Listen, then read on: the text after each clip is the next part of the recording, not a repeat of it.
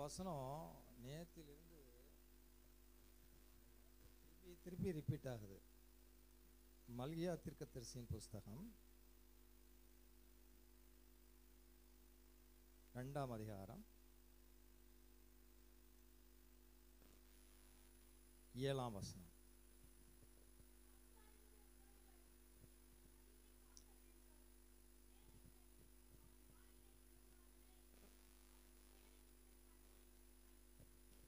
ஆசாரியனுடைய உதடுகள் அறிவை காக்க வேண்டும்.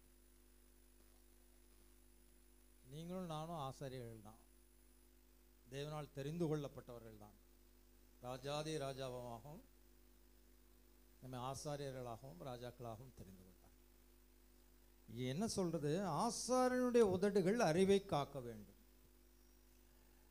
வேதத்தை அவன் வாயிலே தேடுவார்களே, அவன் சேனைகளுடைய கர்த்தரின் தூதன்.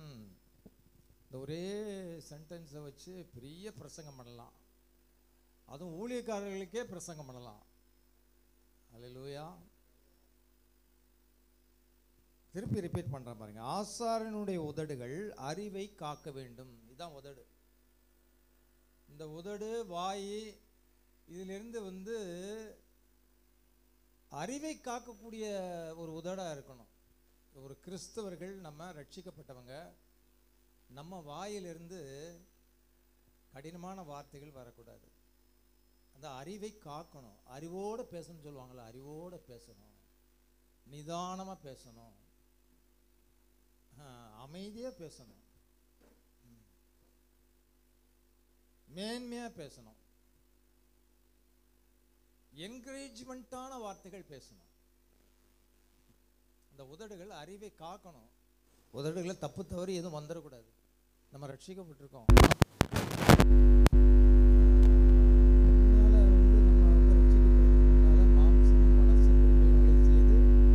கோபாக்கினின் பிள்ளைகளாக இருந்தோம். இப்போ இயேசுவோடு நம்ம இருக்கோம், இயேசுவோடு இணைக்கப்பட்டிருக்கோம். நம்ம உதடுகள் அறிவை காக்கணும். அறிவை காக்கணும். அறிவான வார்த்தை தான் உதட்டிலேருந்து வரணும். அதுக்கு அடுத்தால என்ன சொல்றாங்கன்னு சொன்னா, அவனுடைய உதடுகளில் படிங்கிறது, வேதத்தை அவன் வாயிலே தேடுவார்களே. வேதத்தை வாயில வரணும்னா உள்ள வேதம் இருக்கணும், வசனம் இருக்கணும். அந்த வசனம் இருந்தால் தான் வாயில அந்த வார்த்தைகள் வரும். வேதத்தை அவன் வாயிலே தேடுவார்களே. வசனம் இருக்கணும். ஒரு 4 வசனமாவது நம்ம மனசில் இருக்க வேண்டாமா? எத்தனை தடவை வர்றோம் போகிறோம், ஒவ்வொரு தடையும் திரும்பி தான் பார்க்கணுமா? நான் வசனத்தை இந்த வசனங்களெல்லாம் படித்த பிறகு வசனங்களை அப்படியே மனப்பாடம் பண்ண ஆரம்பிச்சிட்டேன். இப்போ காலையில் கூட ஒரு வசனம் படிச்சுட்டு வந்தேன். புறங்கூறி திரிகிறவன் ரகசியத்தை வெளிப்படுத்துகிறான், ஆவில் உண்மை உள்ளவனோ காரியத்தை அடக்குகிறான். ரகசியத்தை வெளிப்படுத்துறது யாரு? புறங்கூறி திரிவான். சும்மா எல்லாத்தையும் பேசிட்டே அலையிறான் பாருங்க. அவன் ஒரு ரகசியத்தையும் காப்பாற்றிக்க மாட்டான். ஆவியில் உண்மை உள்ளவனோ, அதான் வெரி இம்பார்ட்டன்ட். ஆவியில் உண்மை உள்ளவனோ காரியத்தை அடக்குகிறான். அடக்குகிறான்னு என்ன அர்த்தம்? சாதாரணமாக யாரை பற்றியும் யார்ட்டையும் சொல்ல மாட்டான். ஒரு ஆளை பற்றி ஏதாவது இன்ஃபர்மேஷன் கிடைச்சதுன்னா மனசில் வச்சுக்குவான். அடக்குவான். அந்த கண்ட்ரோல் வேணும்.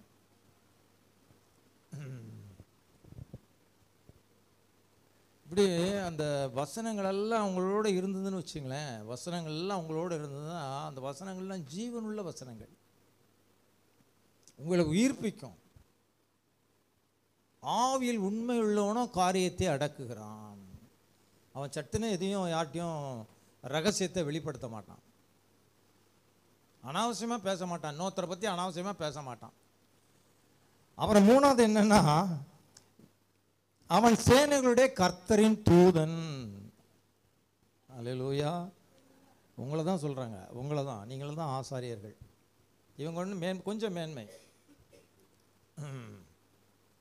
இந்த கர்த்தரின் தூதன் சொல்கிறப்போ எனக்கு புரியல. கர்த்தரின் தூதனை புரியல. எங்கே புரிஞ்சதுன்னு கேட்டிங்கன்னா, லூக்கா எழுதின சுவிசேஷம் 1ஆம் அதிகாரம்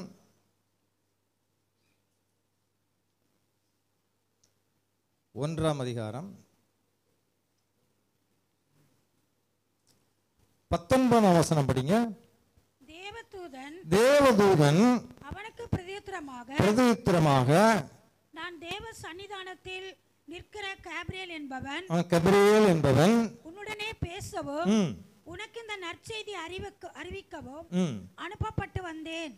அல்லேலூயா. அந்த கபிரியேல் தூதன் வந்து தேவ சந்நிதியில் நிற்கிறவன், தேவனுக்கு முன்னால நின்று அவர் என்ன வார்த்தை சொல்றான்னு வாங்கிட்டு வந்து மக்களுக்கு சொல்றவன்.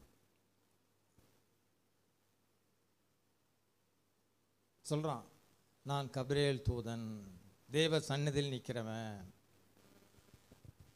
அந்த வார்த்தைகளை பாருங்க, நீங்க இன்னொரு தடவை படிங்க. அது நான் தேவ சந்நிதியில் நிற்கிற கபிரியேல் என்பவன் உன்னுடனே பேசவும் உனக்கு இந்த நற்செய்தியை அறிவிக்கவும் அனுப்பப்பட்டு வந்தேன். ஆமா, உனக்கு இந்த நற்செய்தியை அனுப்பப்பட்டு வந்தேன்.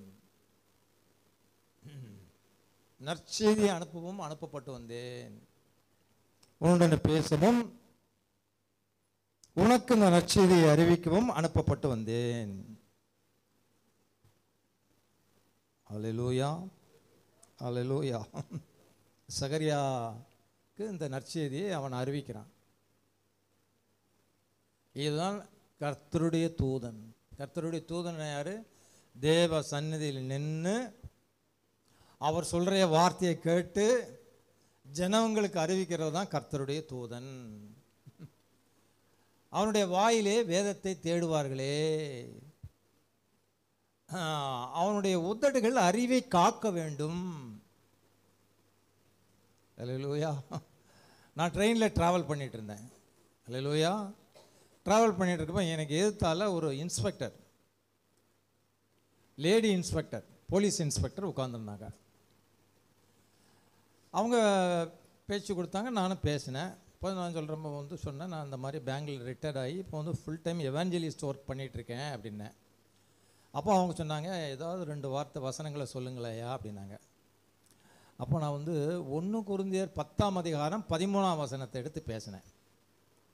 அந்த ஒரு வசனத்தை மட்டும் சொன்னேன். 1 கொரிந்தியர் 10ஆம் அதிகாரம் 13. மனுஷருக்கு நேரிடுகிற சோதனையே அல்லாமல் வேறே சோதனை உங்களுக்கு நேரிடவில்லை. தேவன் உண்மை உள்ளவராய் இருக்கிறார். உங்கள் திராணிக்கு மேலாக நீங்கள் சோதிக்கப்படுகிறதற்கு அவர் இடம் கொடாமல் சோதனையை தாங்கத்தக்கதாக சோதனையோட கூட அதற்கு தப்பிக்கொள்ளும்படியான போக்கை இந்த ஒரு வசனத்தை சொன்ன அந்த அம்மா ஓன்னு அழுதுட்டாங்க. வசனத்துல ஜீவன் இருக்கு, உயிர் இருக்கு. என்ன சொன்னா, மனுஷருக்கு நேரிடுகிற சோதனை அல்லாமல் வேற சோதனை உங்களுக்கு நேரிடவில்லைன்னு அப்படி ஆரம்பிச்சேன். அவங்க பொழுன்னு அழிச்சிட்டு உண்மையை சொல்லிட்டாங்க. அவங்க வந்து போலீஸ் இன்ஸ்பெக்டராக இருக்காங்க, அவள் ஹஸ்பண்ட் வந்து பப்ளிக் ப்ராசிக்யூட்டராக இருக்கார். அவர் இந்த பப்ளிக் ப்ராசிக்யூட்டர் ஒரு லேடியோட தொடர்பில் இருக்கார். வீட்டில் சமாதானம் இல்லை. இந்த அம்மா கிறிஸ்டின் தான், சர்ச்சுக்கு போகிறாங்க. அவ்வளோ ஹை பொசிஷனில் இருந்தால் கூட வீட்டில் வந்து சமாதானம் இல்லை. அப்போ நான் சொன்னேன், நான் மனுஷருக்கு நேரிடுகிற சோதனையே இல்லாமல் வேறு சோதனை நேரிடல, தேவன் உண்மை உள்ளவராக இருக்கிறார், உங்கள் சோதனையோடு கூட தப்பித்து கொள்ளுமான போக்கையும் அவர் உண்டு பண்ணுவார்னு சொன்னேன். ஹல்லேலூயா. அவங்களுக்கு ஒரே சந்தோஷமாயிடுச்சு. நான் டெஃபினட்டாக எனக்கு வந்து விடுதலை கிடைக்கும். ஹல்லேலூயா. வசனங்கள் அப்படி தான் வருது. கர்த்தருடைய சன்னிதானத்திலிருந்து கர்த்தருடைய தூதன், அந்த ஆசாரியன் வார்த்தையை வாங்கிட்டு வந்து இந்த நற்செய்தியை நான் உங்களுக்கு அறிவிக்கிறேன் என்று சொல்லி சகரியாவுக்கு சொல்கிறார். நற்செய்தி என்னங்கிறத லூக்கால் நீங்கள் படிச்சிங்கன்னா தெரியும். கிறிஸ்துமஸ் வரப்போது அது எல்லாத்தையும் நம்ம வந்து தியானிக்க போகிறோம். ஸோ இன்றைக்கி உங்களுக்கு நற்செய்தி சொல்ல தான் வந்தேன் நான். நற்செய்தினா இது வரைக்கும் நீங்கள் கேட்டுறாத நற்செய்தி, ஆனால் வேதத்தில் தான் இருக்குது. இது வரைக்கும் கேட்டிருக்க மாட்டீங்க. நான் ஆணித்தரமாக சொல்கிறேன். அல்லேலூயா, அல்லேலூயா. ரோமருக்கு எழுதின நிருபம், அந்த நற்செய்தி என்னங்கிறத நான் ஆரம்பிக்கிறேன். ரோமருக்கு எழுதின நிருபம் 6ஆம் அதிகாரம்,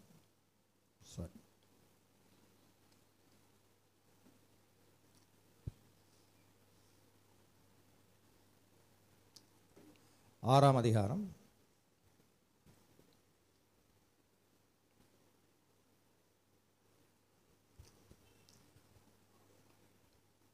6ஆம் வசனம் படிங்க.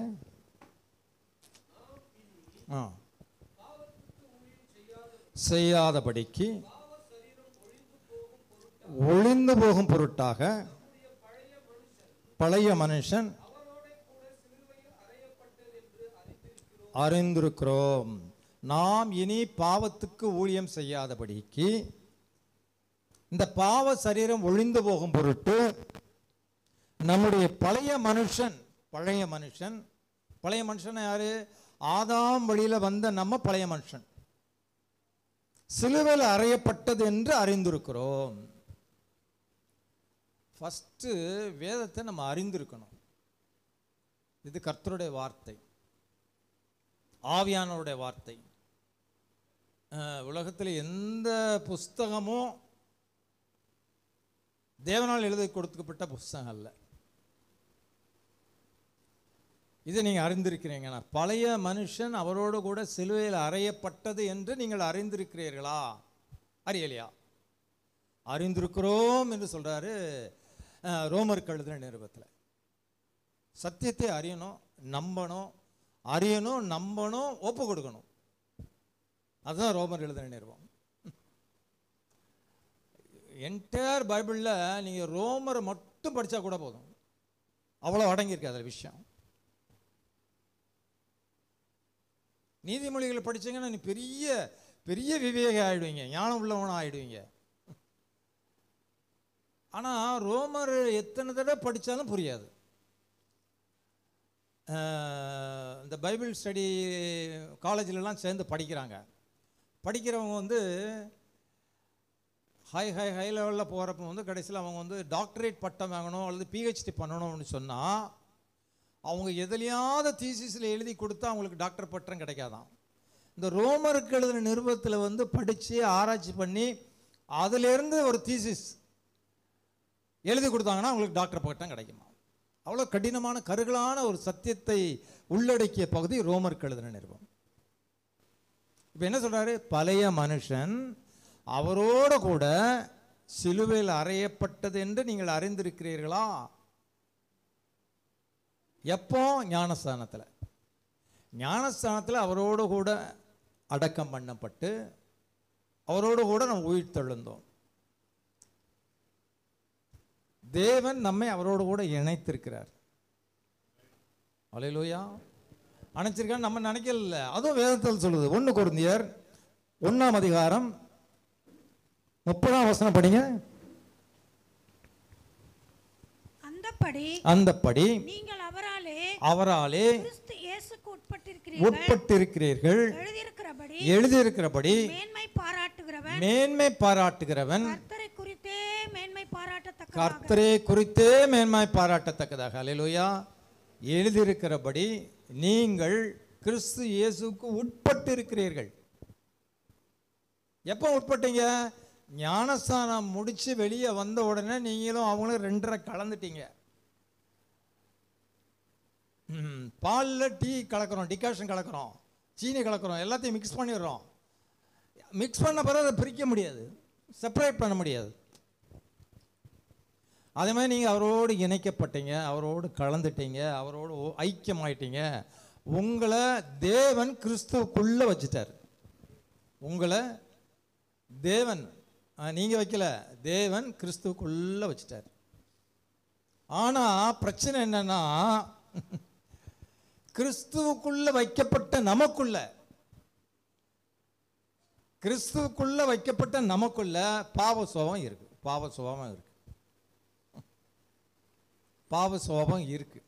அந்த பாவ சுபாவம் கம்ப்ளீட்டா போகணும்னா என்ன வழி?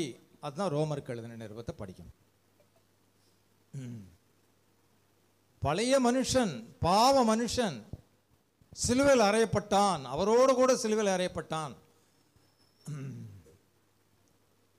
அந்த பாவம் செய்யக்கூடிய தன்மை இல்லை, ஆனால் பாவ சுபாவம் இருக்கு. நம்ம கிறிஸ்துக்குள்ள இருக்கோம், கிறிஸ்துக்குள்ள இருக்க நமக்குள்ள பாவ சுபாவம் இருக்கு. அல்லேலூயா, அல்லேலூயா. இதெல்லாம் விளங்கிடணும். இதை விளங்கணும்னா தான் ரோமர் படிக்கணும். அறிந்திருக்கிறீர்களா, நீங்கள் கிறிஸ்துவோடு கூட சிலுவையில் அறையப்பட்டிருக்கிறது என்று அறிந்திருக்கிறீர்களா அப்படின்னு கேட்கிறார். கிறிஸ்துவோடு நாம் மரித்தது சத்தியம். கிறிஸ்துவோடு நாம் மரித்தது சத்தியம். எதில்? ஞானஸ்தானத்தில். அவரோடு சேர்ந்து தான் நம்ம தண்ணீரில் மூழ்கி அங்கே கொஞ்ச நேரம் வச்சு அடக்கம் பண்ணப்பட்டு திரும்பி அவரோட கூட எழுந்தோம். அல்லேலூயா. கிறிஸ்துவோடு நாம் மரித்தது சத்தியம். கிறிஸ்துவின் ரத்தம் நமது பாவங்களை நீக்கியது சத்தியம். பொய் இல்லை, சத்தியம். வேதம் சொல்லுது, பைபிள் சொல்லுது, கர்த்தருடைய வார்த்தை சொல்லுது. நான் அதை ஏற்றுக்கிறேன், நான் அதை அறிஞ்சிருக்கிறேன். ஃபர்ஸ்ட் நீங்க அறிஞ்சிருக்கணும், அறிந்த சத்தியத்தை ஏற்றுக்கொள்ளணும். சத்தியம் மாறவே மாறாது. 2+2 4னா 4 தான். கிறிஸ்துவின் ரத்தம் நமது பாவங்களை நீக்கியது சத்தியம். சிலுவையில் நமது பாவங்களை சுமந்து தீர்த்தார். இது சத்தியம்.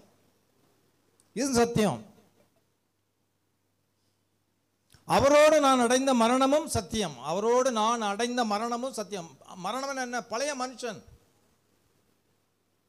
பாவம் செய்யக்கூடிய மனுஷன், பாவ சுவாபம் உள்ள மனுஷன், ஆதாமின் வழிவந்த மனுஷன். ஆதாமின் வழிவந்த அத்தனை பேரும் பாவிகள் தான். நான் பாவம் செய்யலேன்னு சொன்னா உங்களை நீங்களே வஞ்சிக்கிறவர்களா இருப்பீர்கள்னு வேதம் சொல்லுது. நம்ம பிறப்பு பாவ பிறப்பு.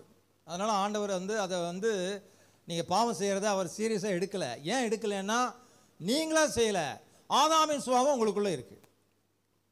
ஆதாமினுடைய ஜீன்ஸ் உங்களுக்குள்ள இருக்கிறதுனால நீங்க பாவம் செய்றீங்க. அதனால ஆண்டவர் சீரியஸா எடுக்காம உங்க பாவ சுபாவத்தை மாத்துறதுக்கு என்ன வழின்னு பார்த்தாரு. 2000 வருஷத்துக்கு முன்னால ஆண்டவரே சிலுவையில் மரித்து அடக்கம் பண்ணப்பட்டு உயிர் தெழுந்தார். அதுதான் ரெமெடி. ஆனா ஆண்டவராக இயேசு கிறிஸ்து வர்றதுக்கு முன்னால பாவம் செய்வாங்க, மன்னிப்பு கேட்பாங்க, பாவம் செய்வாங்க, மன்னிப்பு கேட்பாங்க. ஒரு சைக்கிளாக தான் இருந்தது. பாவத்திலிருந்து முழு விடுதலை எப்போ வந்தது? ஆண்டவராக இயேசு கிறிஸ்து கல்வாரியிலே தன்னுடைய ஜீவனை விட்ட பிறகு, நமக்காக ரத்தம் சிந்தி மரித்த பிறகு பாவத்திலிருந்து விடுதலை வந்தது. அல்லேலூயா. பாவத்திலிருந்து விடுதலை வந்தது. எப்படி? நம்ம அவருடைய சத்தியத்தை ஏற்றுக்கொண்டோம், அவருடைய சத்தியத்தை அறிந்திருக்கிறோம். என்ன சத்தியம்? சிலுவையில் நமது பாவங்களை அவர் சுமந்து தீர்த்தார். இது சத்தியம். அவரோடு நான் அடைந்த மரணமும் சத்தியம். கிறிஸ்துவுடனே கூட நாம் உயிர் தெழுந்தோம். அடக்கம் பண்ணப்பட்டு பாஸ்டர் உங்களை உள்ளே வைக்கல, திருப்பி தூக்கினார். கிறிஸ்துவோடு கூட உயிர் தெழுந்தீர்கள் நீங்க. இது சத்தியம். இந்த சத்தியங்களை நன்றியுடன் உங்கள் இருதயங்களில் ஏற்றுக்கொண்டதினால் நீங்கள் ரட்சிக்கப்பட்டீர்கள். இந்த சத்தியங்களை நன்றியோடு உங்களுடைய இருதயங்களில் ஏற்றுக்கொண்டதனால் நீங்கள் ரட்சிக்கப்பட்டீர்கள். அல்லேலூயா, அல்லேலூயா. ஞானஸ்தானம் எடுக்கிறதுக்கு முன்னால் பாஸ்டர் கம்ப்ளீட் டீட்டெயில் சொல்லாட்டாலும் சில விஷயங்களை சொல்லியிருப்பார். ஆண்டவராக இயேசு கிறிஸ்துவை தவிர யாரையும் நீங்கள் விசுவாசிக்கக்கூடாது, இனி பாவம் செய்யக்கூடாது, பாவத்திலேருந்து நீங்கள் ஃபுல்லாக இது வரைக்கும் செய்த பாவங்களுக்கு எல்லாம் உங்களுக்கு தண்டனை அவர் ஏற்றுக்கிட்டாரு.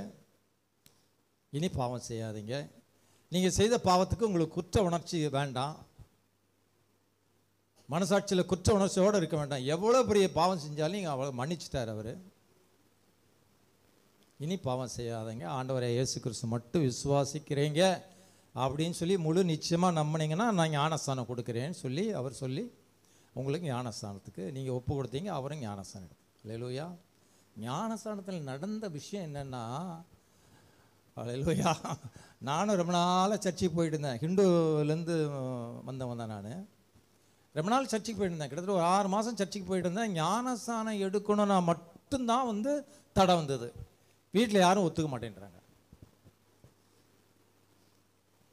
ஆனால் பாஸ்டர் பக்கத்தில் இருக்க ரொம்ப ஒரு ஸ்ட்ராங்கான விசுவாசிகள் அவங்கெல்லாம் என்னை இன்சிஸ்ட் பண்ணுறாங்க, ஞானஸ்தானம் எடுத்துருங்க, அது தள்ளி போடாதீங்க அப்படின்னாங்க. வீட்டில் சொன்னால் ஒத்துக்க மாட்டேங்க. அப்புறம் வந்து ரொம்ப யோசித்து வசனங்கள்லாம் படிக்கிறேன், சர்ச்சுக்கெலாம் போகிறேன், ஞானஸ்தானத்துக்கு மட்டும் தடை. அப்புறம் ஞானஸ்தானத்துக்கு ஒப்பு கொடுத்தேன். விக்டர் ஜெயபால்னு ஒரு பாஸ்டர், பெரிய தண்ணி தொட்டியில் வச்சு ஆழமாக படிக்கட்டில் இறங்கி நல்லா ஸ்ட்ராங்காக முக்கி வெளியே எடுத்துட்டார். ஏன்னா பக்கத்தில் எல்லா விசுவாசிகள்லாம் இருக்காங்க, என்னை தொடச்சி விடுறது துண்டு கிண்டெல்லாம் வச்சுருக்காங்க. ஒரு பெரிய ஆராதனை நடத்துனாங்க.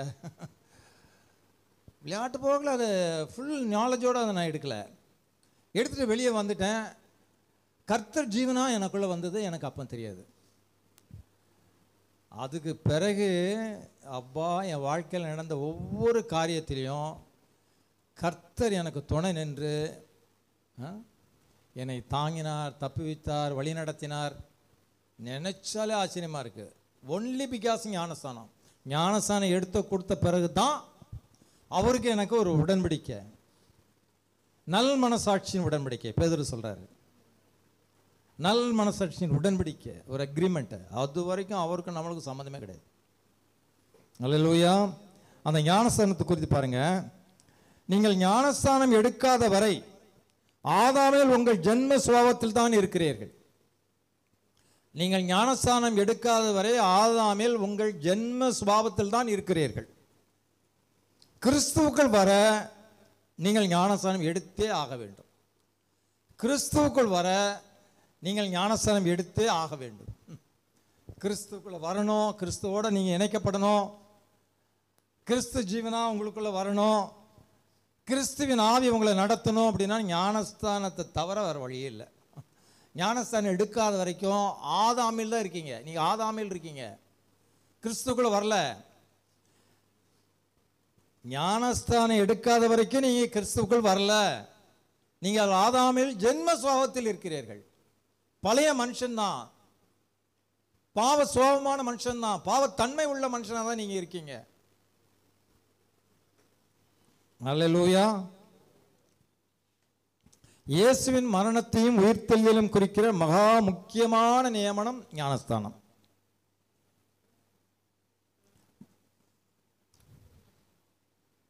ஆறு 3 படிங்க, ரோமர் 6:3. கிறிஸ்து இயேசுக்குள்ளாக ஞானஸ்தானம் பெற்ற நாம் அனைவரும் அவருடைய மரணத்துக்குள்ளாக ஞானஸ்தானம் பெற்றதை அறியாமல் இருக்கிறீர்களா? ஆமா, கிறிஸ்து இயேசுக்குள்ளாக ஞானஸ்தானம், மரணத்துக்குள்ளான ஞானஸ்தானம். இயேசுக்குள்ளான ஞானஸ்தானம் பெற்ற நாம் அனைவரும் அவருடைய மரணத்துக்குள்ளாக ஞானஸ்தானம் பெற்றதை அறியாமல் இருக்கிறீர்களா?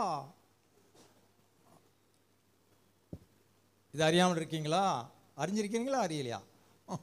அறிஞ்சிருக்கேன், அதனால தான் ஞானஸ்தானத்துக்கு ஒப்பு கொடுத்தேன். அல்லேலூயா.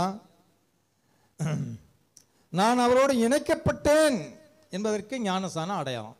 நான் இயேசு கிறிஸ்துவோடு இணைக்கப்பட்டேன் என்பதற்கு ஞானஸ்தானம் அடையாளம். அவரோடு கூட மரணத்திற்கு உட்படுத்தினேன், நான் கிறிஸ்துவுக்குள் வைக்கப்பட்டேன்.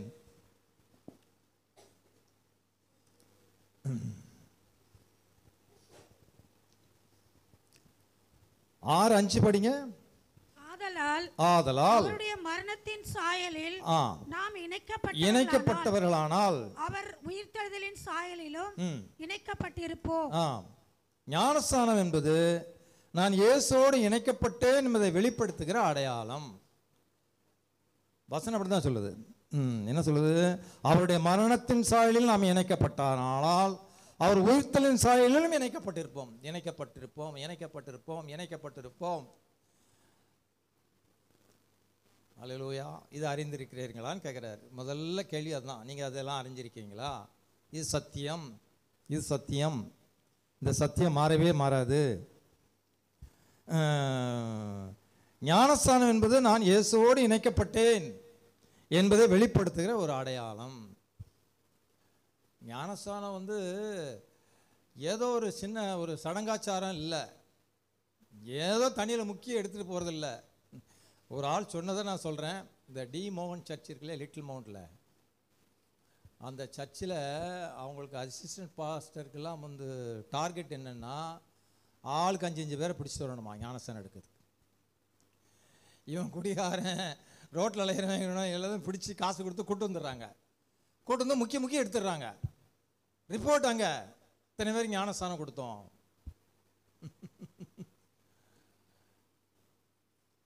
தெரியாமலே ஞானஸ்தானம் எடுத்துறது. நல்ல சபை, நல்ல ஆவிக்குரிய சபை, நிறைய பேர் வர்றாங்க அங்கே. பட் ஆனாலும் வந்து அந்த ஞானஸ்தானத்தை பற்றிய அறிவு போதிக்கப்படாமல் எடுக்கப்படுகிறது என்று நான் கேள்விப்பட்டேன். அல்லேலூயா. நீங்கள் அவரோடு இணைக்கப்பட்டீங்க. அவரோடு இணைக்கப்பட்டீங்க. அவருக்குள்ளே உங்களை வச்சு தான் ஞானஸ்தானம் எடுக்கிறார். அல்லேலூயா. இது சத்தியமாகிய சத்தியம். 2000 வருஷத்துக்கு முன்னால் அவர் வந்து சிலுவையில் அரைச்சாங்களே, என்னை எப்படி அங்கே அவரோடு இணைச்சாங்க, அவருக்குள்ளே வச்சாங்க அப்படின்னா 2000 வருஷத்துக்கு முன்னால், உலகம் தோற்றத்துக்கு முன்னால் உங்களை தெரிந்து கொண்டார். எபேசியர்களின் நிறுவத்தில் அதான் சொல்லுது. உங்களை தெரிந்து கொண்டு உங்களை நீங்கள் பிறந்து வளர்ந்து ஆளாய் வரும் பொழுது ஞானஸ்தானத்துக்கு உங்களை ஒப்பு கொடுப்பீங்க. அப்போ கிறிஸ்துக்குள்ள உங்களை வச்சதாக நீங்கள் எண்ணிக்கொள்வீங்க. இதுதான் அர்த்தம். கிறிஸ்துவோடு இணைக்கப்பட்டீங்க. நீங்கள் இணைக்கல, தேவன் உங்களை கிறிஸ்துவுக்குள் இணைத்திருக்கிறார். தேவன் உங்களை கிறிஸ்துவுக்குள் வைத்திருக்கிறார். அல்லேலூயா. அதனால என்ன ஆகுனா,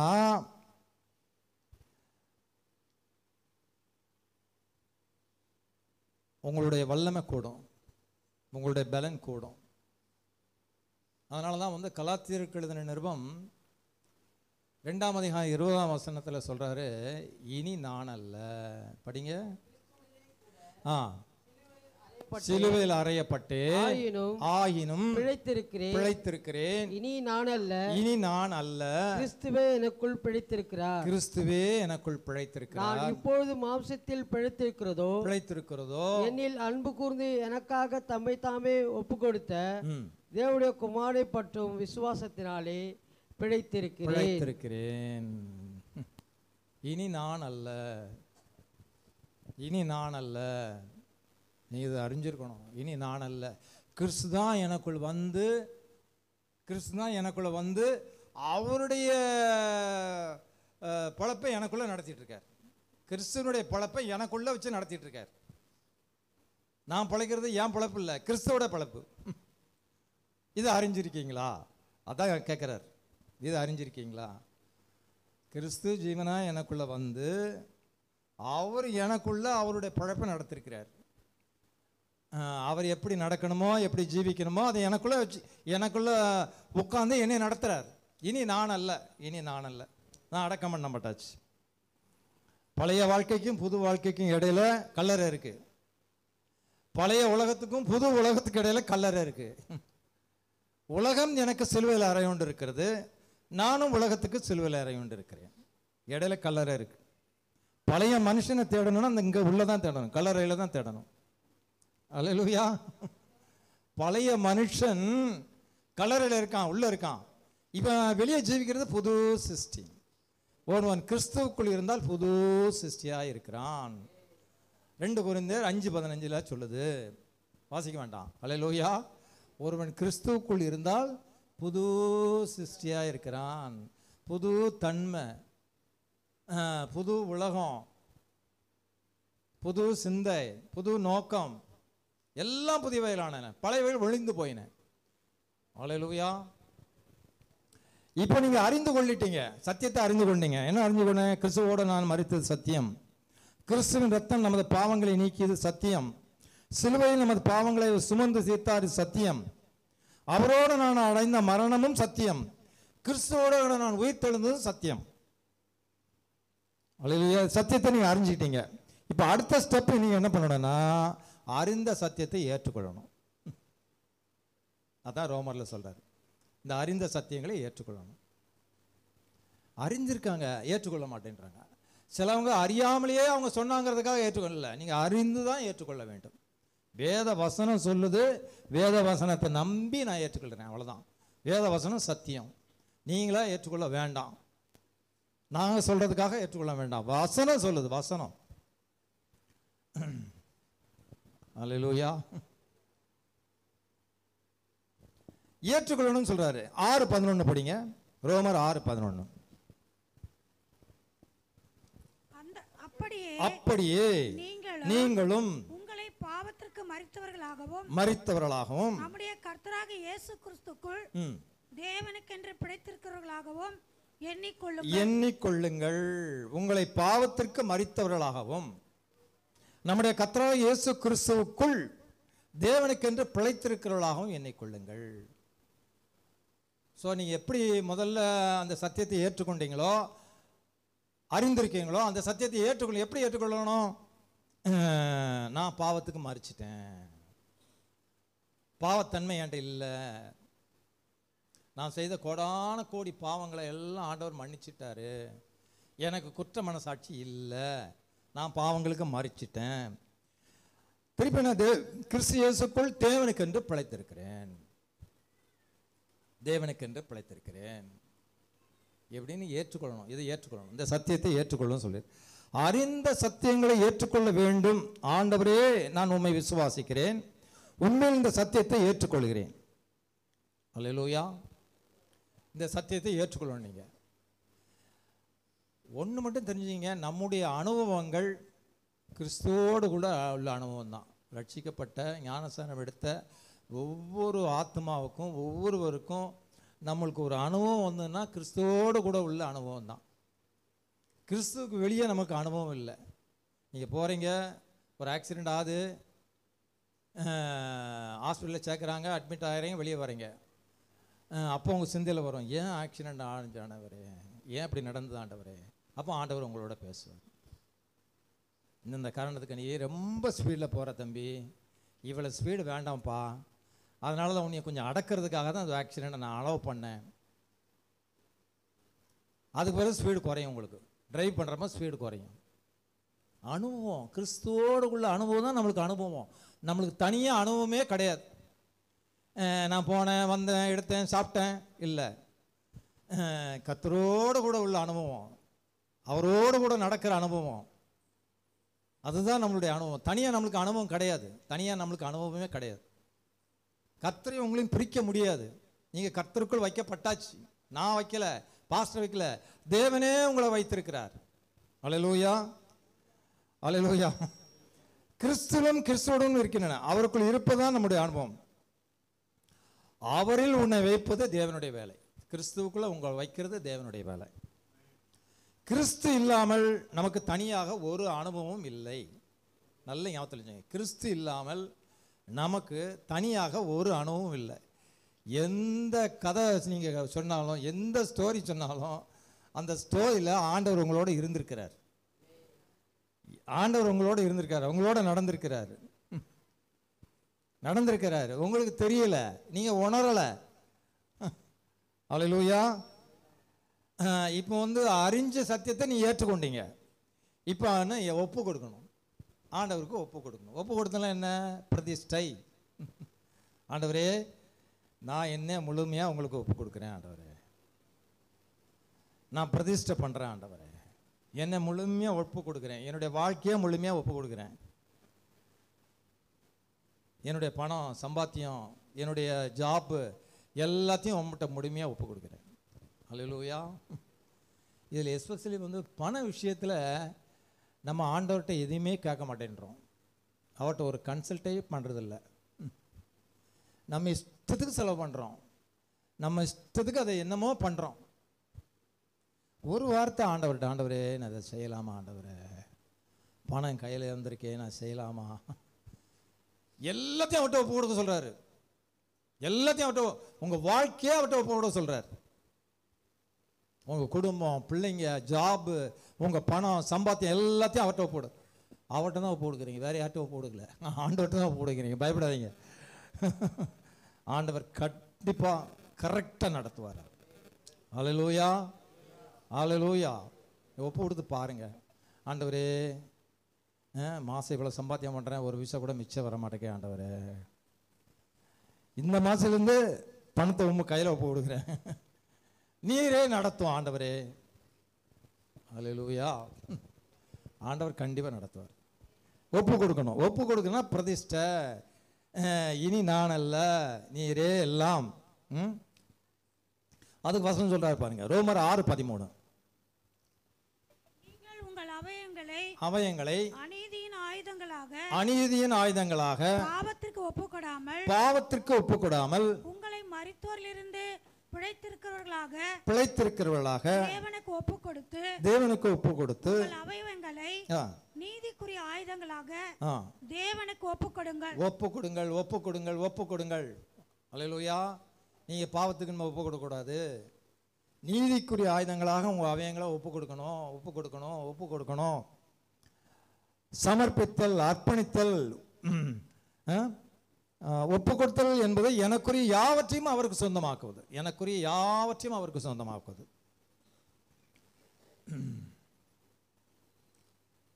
நம்முடைய பணம், நேரம், திறமை யாவையும் அவருடைய சித்தப்படி செலவழிக்கணும். நம்முடைய பணம், நம்முடைய நேரம், நம்முடைய திறமை யாவையும் அவருடைய சித்தப்படி செலவு பண்ணணும். அதான் ஒப்பு கொடுக்கிறது. அல்லேலூயா. இன்னொரு வசனம் படிங்க, 6:19.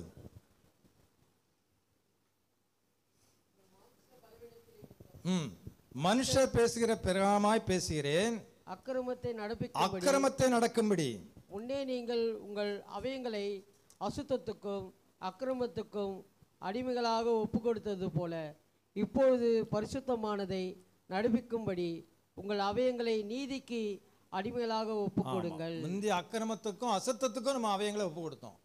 இப்போ பரிசுத்தமானதை நடக்கும்படி உங்கள் அவயங்களை நீதிக்கு அடிமையாக ஒப்பு கொடுங்கள். அங்க என்ன சொல்றாரு? முதல்ல 6:13 உங்கள் அவயங்களை அநீதியின் ஆயுதங்களா பாவத்திற்கு ஒப்புக்கொடாமல் தேவனுக்கு ஒப்புக்கொடுங்கள். தேவனுக்கு ஒப்புக்கொடுங்கள். இங்க அக்கிரமத்தை நடப்பிக்கும்படி உங்கள் அவயங்களை ஒப்பு கொடுக்காமல் பரிசுத்தமானதை நடக்கும்படி உங்கள் அவயங்களை நீதிக்கு அடிமையாக ஒப்பு கொடுங்கள். ஹல்லேலூயா. நாம் நம்முடையவர்கள் அல்ல, தேவனுடையவர்கள் என்பதுதான் சகல அறிவிலும் மேலானவர். நாம் நம்முடையவர்கள் அல்ல, நாம் தேவனுடையவர்கள் என்பதுதான் சகல அறிவிலும் மேலான அறிவு. சொல்லுங்க, நாம் நம்முடையவர்கள் அல்ல, நாம் தேவனுடையவர்கள் என்பதுதான் சகல அறிவிலும் மேலான அறிவு. அந்த காலத்தில் ஒரு பாட்டு போடுவாங்க, நீ உனக்கு சொந்தமல்லவே, மீட்கப்பட்ட பாவி நீ உனக்கு சொந்தமல்லவே, நீ உனக்கு சொந்தமல்லவே, நீ மலன் கிறிஸ்துநாதர்க்கே சொந்தம், நீ உனக்கு சொந்தமல்லவே. அதில் இன்னும் 4 அடி ஸ்டான்ஸாக வரும், அருமையாக இருக்கும். இந்த நன்றியை மறந்து போனாயோ, இயேசுவை விட்டு எங்கேயாயிலும் மறந்து திரிவாயோ, நீ உனக்கு சொந்தமல்லவே, மீட்கப்பட்ட பாவி நீ உனக்கு சொந்தமல்லவே. அல்லேலூயா. அறிந்த சத்தியங்களுக்கு நாம் ஏற்றுக்கொள்ள வேண்டும், ஏற்றுக்கொண்ட சத்தியங்களுக்கு ஒப்பு கொடுக்கணும். உங்கள் அவயங்களை பரிசுத்தமும் நீதியும் உள்ளவர்களுக்காக ஒப்பு கொடுங்க. முந்தி அக்கிரமத்தை நடப்பிக்கும்படி ஒப்பு கொடுத்தீங்க, இப்போ அப்படி இல்லை, பரிசுத்தமானதை நடப்பிக்கும்படி. முந்தி பாவத்துக்கு ஒப்பு கொடுத்தீங்க உங்கள் அவயங்களை, இப்போ நீதியை நடப்பிக்கும்படி தேவனுக்கு ஒப்பு கொடுங்கள். அல்லேலூயா. அடுத்த ஸ்டெப்பு பிரதிஷ்டனா என்னன்னா, அவருக்கு ஒப்பு கொடுக்கறது. எனக்கு எல்லாம் அவருக்குள்ளது, உம்முடைய சித்தப்படி செய்வான் ஆண்டவரே. என் பணமானாலும் செய்தான், என் திறமையானாலும் செய்தான், என் நேரமானாலும் செய்தான். நேரம், time is very very important. நேரம் போகலைன்னா 24 மணி நேரம் மொபைல் தான், யூடியூப் தான், எல்லாம் சின்ன பிள்ளைங்கலேருந்து பெரிய ஆளுக்கு வரைக்கும் அதெல்லாம் நேரத்தை போக்குறாங்க. என்ன பண்ணுறதுன்னே தெரியல. இந்த ஜனங்களை என்ன பண்ணுறதுனே தெரியல. மொல்ல மொபைல் மொபைல் மொபைல் மொபைல், டக்குன்னு மொபைல். அது ட்ரெயினில் போனாலும் சதான், பஸ்ஸில் போனாலும் சதான், டக்குன்னு மொபைலில் போட்டுறாங்க. ஹாஸ்பிட்டலில் போனாலும் சதான், ஒருத்தர் பேசவும் மாட்டேங்காங்க, பார்க்கவும் மாட்டேங்காங்க. ஃபுல்லாக மொபைல்லே ஸ்க்ரோல் பண்ணிகிட்டே இருக்காங்க. உங்கள் நேரத்தை எதில் செலவு பண்ணுறீங்க நீங்கள்? உங்கள் நேரத்தை நீங்கள் அவருடையவர்னு சொல்லிட்டீங்க. நீங்கள் இப்போ தான் சொன்னீங்க, நீங்கள் அவருடையவர்னு சொன்னீங்கன்னா அவருடைய சித்தத்தின்படி செலவு பண்ணணும். மொபைல் பார்க்கறத அவாய்ட் பண்ண முடியாது, வேறு வழி இல்லை. பட் ஆனால் 24 மணி நேரம் மொபைல்லே இருந்தால் என்ன சார் அர்த்தம்? உங்கள் நேரத்தை பூரா அதில் செலவு பண்ணிங்கன்னா என்ன அர்த்தம்? என்ன அர்த்தம்? நான் என்ன சொன்னேன்? ஆசாரியனுடைய உதடுகளில் அறிவை காக்க வேண்டும், அவனுடைய வாயிலே வேதத்தை தேடுவார்களே. வசனம் படிங்க, வசனத்தை உள்ளே கொண்டு வாங்க. வசனம் ஜீவன் உள்ளதா உங்களை வழி நடத்துதா இல்லையான்னு மட்டும் சொல்லுங்கள் எனக்கு. நான் நீதிமொழிகள் நிறைய வசனம் படித்தேன், ஆனால் தங்க மாட்டேக்கு. வசனம் தங்க மாட்டேக்கு, மறந்துடுது. நான் ஆண்டவர்கிட்ட கேட்டேன், ஆண்டவரே ஏன் மறந்து? அதுக்கு ஒரு வசனம் சொல்கிறாரு, அவர் அனுப்பினவரை நீங்கள் விசுவாசியாதபடியால் வசனம் உங்களுக்குள்ளே தரிக்கலை. அல்லேலூயா. நீதிமொழிகள் படித்து புத்தகம்லாம் படித்து மனப்பாடம் பண்ணினேன், எவ்வளோ யூஸ்ஃபுல்லாக இருக்கும் தெரியுமா?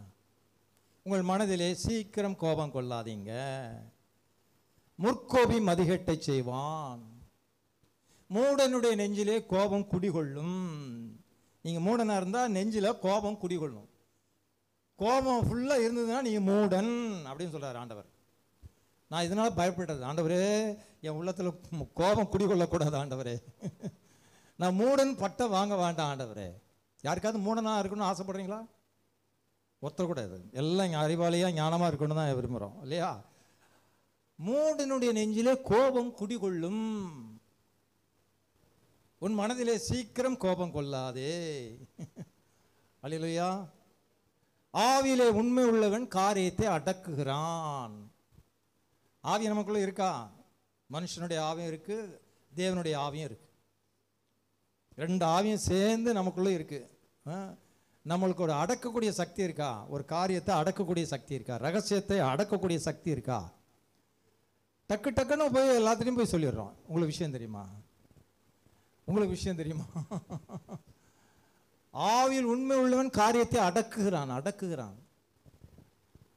அப்படியே வசனங்கள்லாம் உள்ள இருந்ததுன்னா உங்களை வழி நடத்தும், உங்களை வழி நடத்தும். நீங்க இடற மாட்டீங்க, போற வழியில இடற மாட்டீங்க.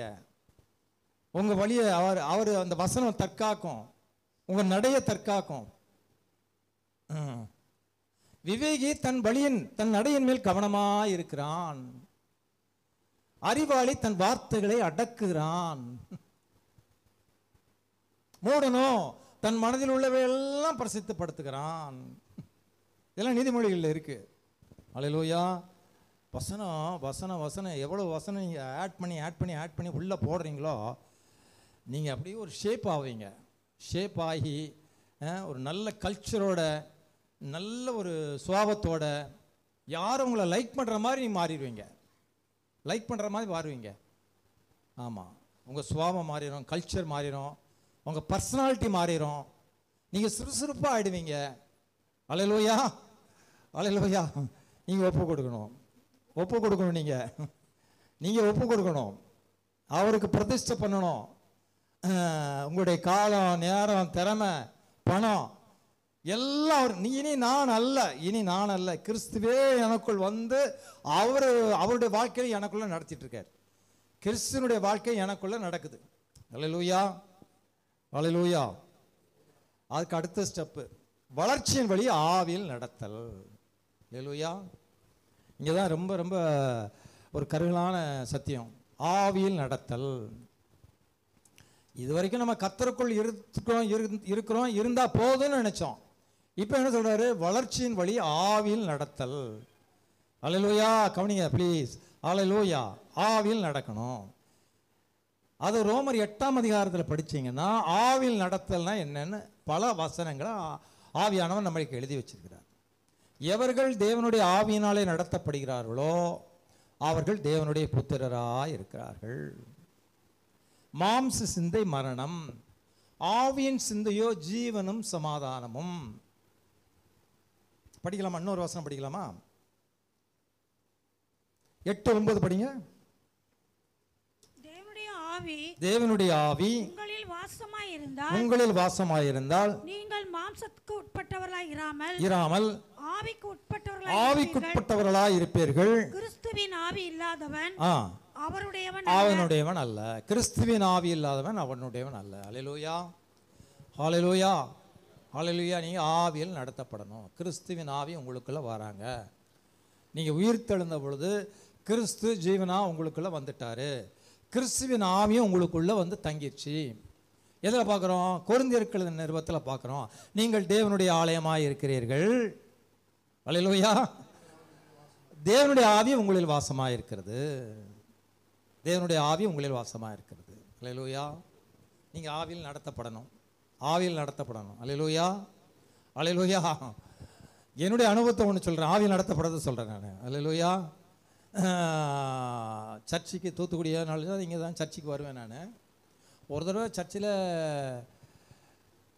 காணிக்கை நேரத்தில் காணிக்கை போடுறப்போ வந்து என்கிட்ட வந்து காய்கறி வாங்கிறதுக்கும் எக்ஸ்ட்ரா ஒரு 10 ரூபாயோ 20 ரூபாயோ இருந்தது.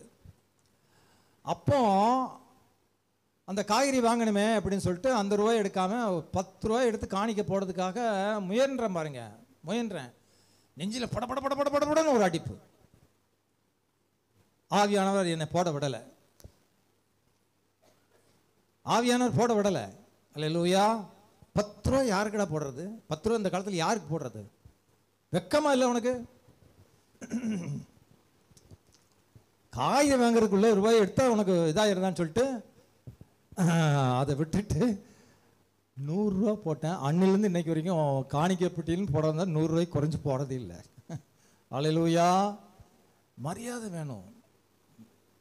சண்ட சராசரங்களையும் படைத்த ஆண்டவர் நம்மளுக்கு சொந்தமாக இருக்காரு. ஆவியில் நடத்துகிறப்போ அந்த படபடப்பு வரும். தடுக்கிறக்கூடிய அந்த ஒரு துடிப்பு. ஆமாம், பாஸ்டர் ஜோஷுவா சார்கிட்ட கொஞ்ச நாள் ஊழியத்துக்கு வராமல் இருந்தது. போன வாரம் வந்து திங்கக்கிழமையோ செவ்வாய்க்கிழமையோ அவர்கிட்ட பேசலாமா, அவர்கிட்ட கேட்கலாமா அப்படின்னு லைட்டாக நினச்சேன். திரும்ப திரும்ப அழுத்தம். அவர்கிட்ட பேசு, அவர்கிட்ட பேசு, அவர்கிட்ட பேசு, அவர்கிட்ட பேசு, அவர்கிட்ட பேசு. என்ன ஆனாலும் பரவாயில்ல, பேசு.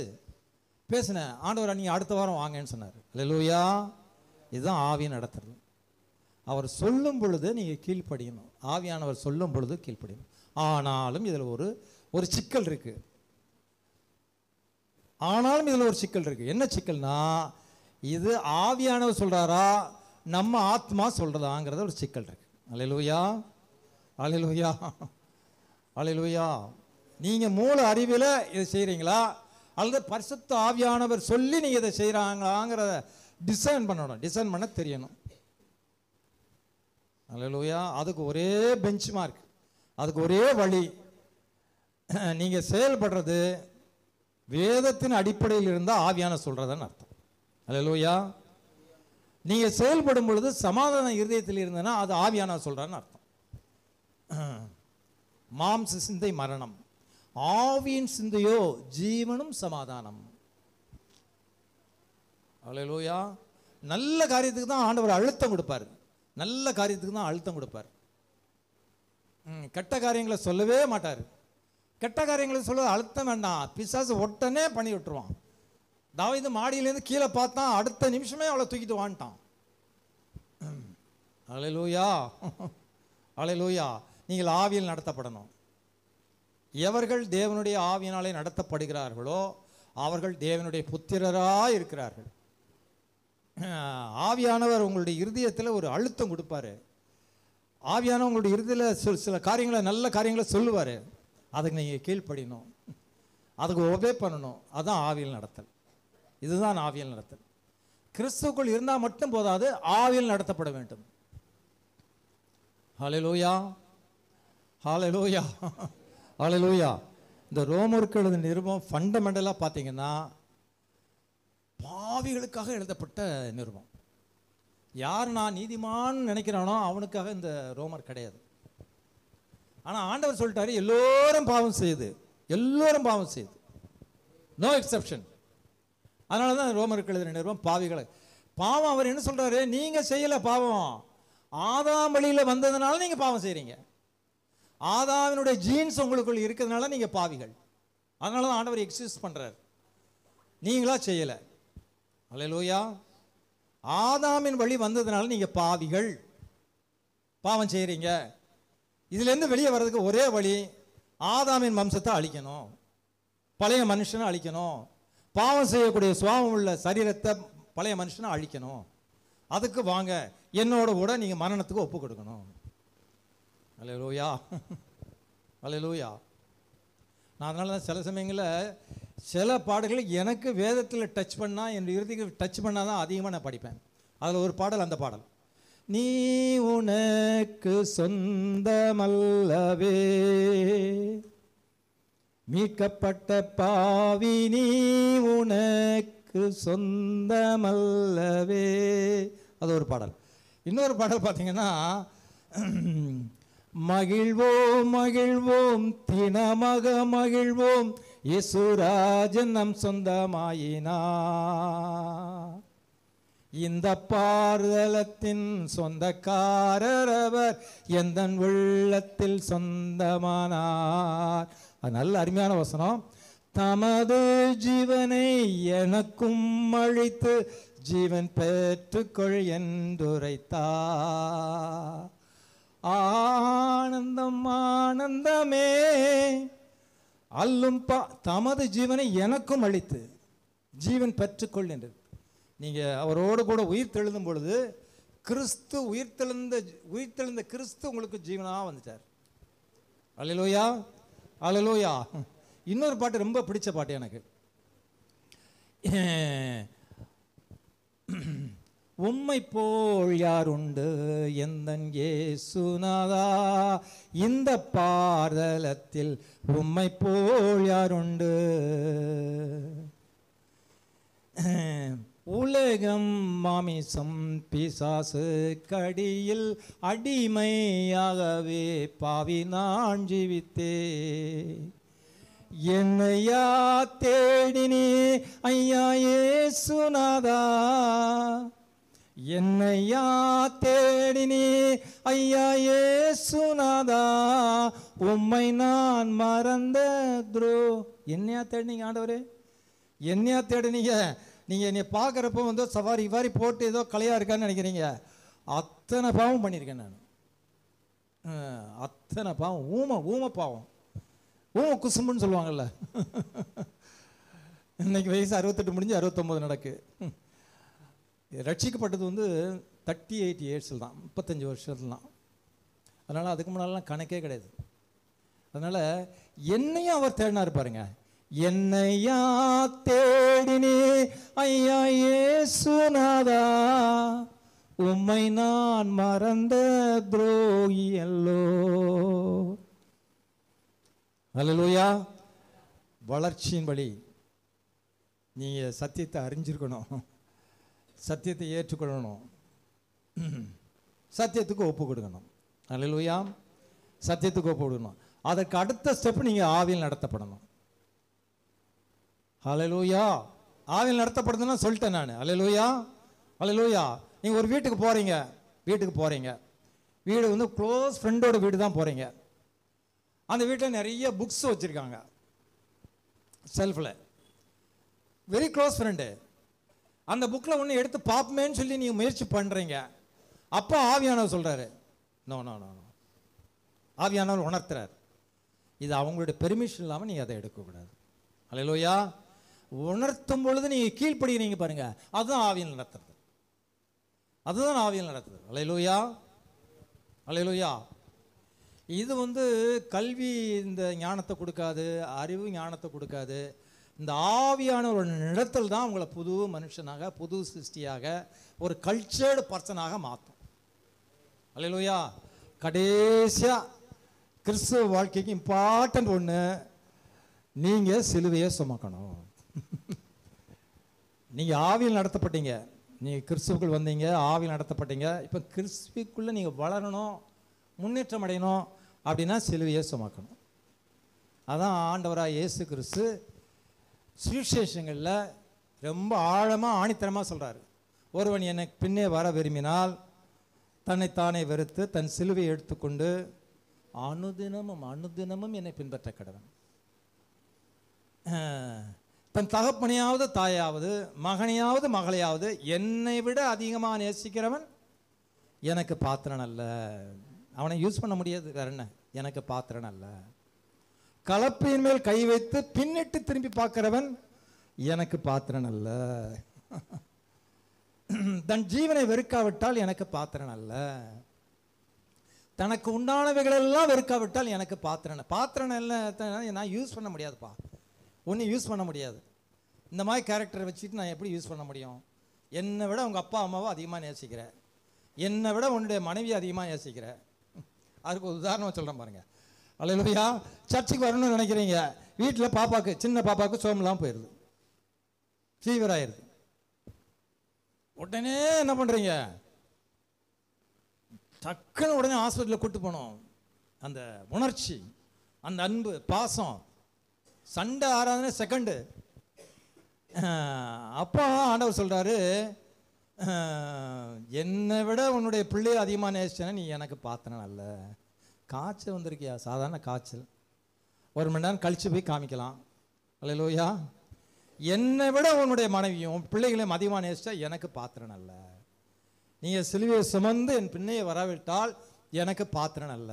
சிலுவை சுமக்கிறது என்னென்ன அர்த்தம்னா, உங்களை சிலுவையில் அறைவாங்க. உங்களை சிலுவையில் அறைவாங்க. சிலுவையில் அறையிறது என்ன அர்த்தம்? நீங்கள் நல்லவனாக தான் இருப்பீங்க, ஒன்றுமே செய்யலை, பழிச்சொல்ல உங்கள் மேலே போடுவாங்க, அநியாயமாக பழிச்சொல் போடுவாங்க. அப்போ நீங்கள் உங்களுடைய சிலுவை நீ கையில் வச்சுக்கணும், கையில் வச்சுக்கணும். ஓ, சிலுவையில் அறையிறாங்க, ஆண்டவரே நான் ஆயத்தம், ஆண்டவரே உமக்குள்ளே முன்னேறிட்டேன், நான் சிலுவையில் அறையப்படுறதுக்கு நான் ஒப்பு கொடுத்துட்டேன். அல்லேலூயா.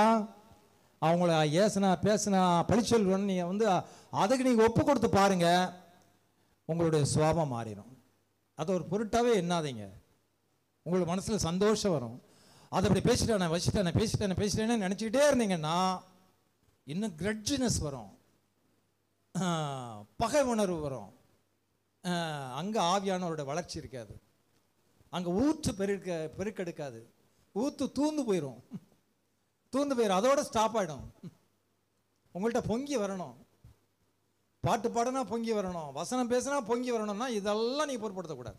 அதனால் நீ வாழ்க்கையில் முன்னேறணும்னா, கிறிஸ்துவ வாழ்க்கையில் முன்னேறணும்னா, சிலுவையை எடுத்துக்கொண்டு என் பின்னே வராதவன் எனக்கு சீஷனாக இருக்க முடியாது, எனக்கு பாத்திரனாக இருக்க முடியாது. அல்லேலூயா, அல்லேலூயா. இதுதான் ரோமருக்கு எழுதின நிருபத்தினுடைய சாராம்சம். சுருக்கமாக இவ்வளோ பெரிய புக்கு இருக்குது, அதை படித்து ஏதோ கொஞ்சம் கிரகிச்சிருக்கேன். கஷ்டம்.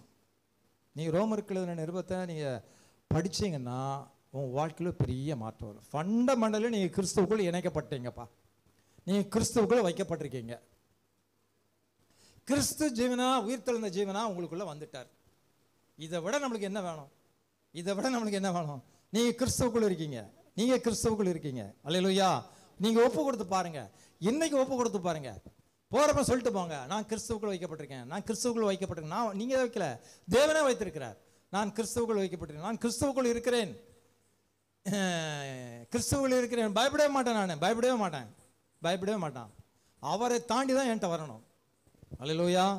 கர்த்தர் இந்த வசனங்களெல்லாம் ஆசீர்வதிப்பாராக. எல்லாருக்கும் புத்தாண்டு வாழ்த்துக்கள். நல்லா நீங்கள் ஆவியில் பெருகணும், வளரணும், சத்தியத்தை இன்னும் நல்லா அறியணும், சத்தியம் உங்களுடைய இருதயத்தில் இருக்கணும். கர்த்தர் உங்களை ஆசீர்வதிப்பாராக. ஆமென்.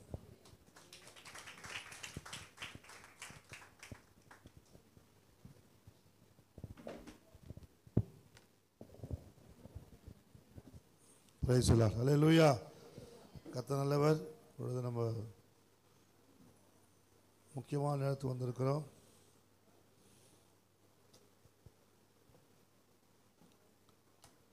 நல்ல சத்தியத்தை கேட்டோம். ஆமென். ரோமர் நிருபத்திலிருந்து கர்த்தர் நம்மோடு பேசியிருக்கிறார். எத்தனை பேர் ஆமென் சொல்றீங்க? அல்லேலூயா. ஆண்டவர் நிச்சயமாக நம்மோடு கூட பேசியிருக்கிறார்.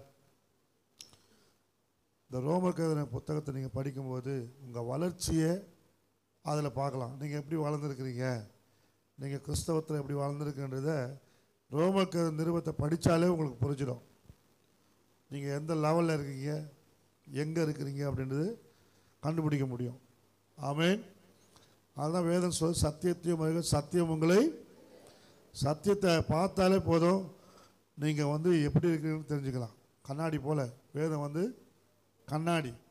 கண்ணாடியில் பார்த்தா என்ன தெரியும்? முகம் தெரியும்.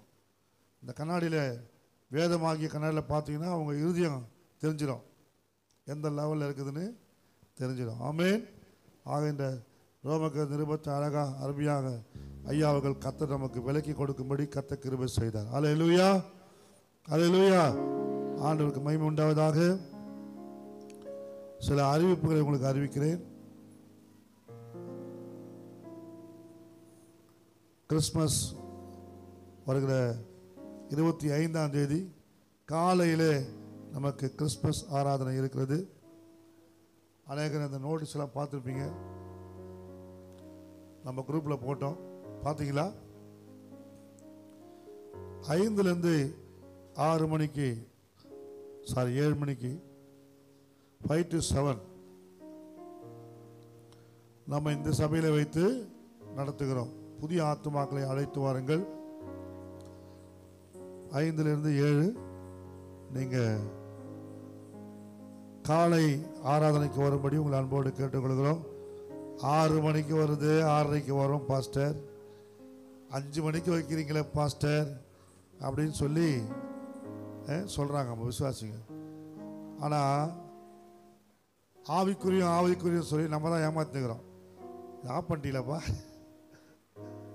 ஆஃப் பண்ணுங்க. காலை